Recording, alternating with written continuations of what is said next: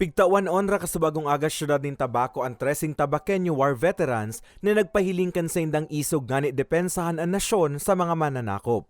Ang pagtaonin pagbisto ginibo katakod sa selebrasyon kan Philippine Veterans Week. An onra personal na pigresibi kan mga kapamilya kan war veterans. Si Cynthia, labi nang ganan kaugmahan, saro kayan sa iyang ama sa dainalilingawan kan LGU Tabaco. Government of Tabaco for giving the gift and cash gift for the veterans members. Siring ni Cynthia, ugmaman si Mercelina, urupang padagos sa pagtaunin pinansyal na asistensya, ang LGU sa iyang tiyao na 2 taon niya namang pigaataman ngunyan.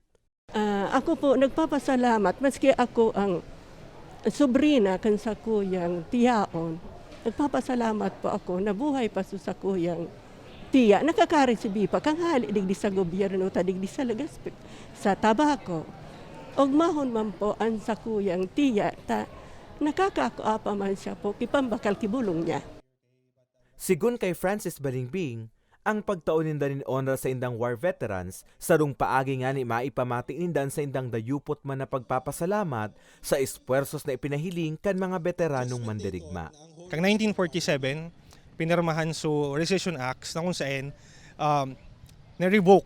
So gabos ng mga benepisyo na marireceive nila. Ibig sabihin, tikada ang luminipas bago natawan ng proper recognition sa tayong mga war veterans. So iba sa indag gururango na, so iba nagadan mismo sa gera, pero wala sila na-receiving recognition, warang citizenship rights, warang veterans benefits.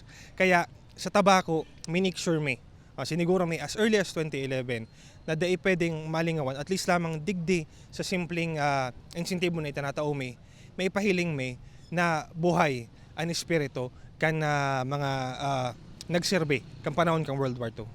Apwera sa pagbisto, bulan-bulan man na nakakaresibinin pinansyal na asistensya ang pamilya kan sa indang war veterans. Maugmaman na pighiras ni Balingbing na sa bilog na albay, ang syudad sa nanin Tabaco ang solamenting nagtataunin pagbisto asin asistensya sa war veterans. Para sa mga baretang Tatak Bicol, Carmelo Balia.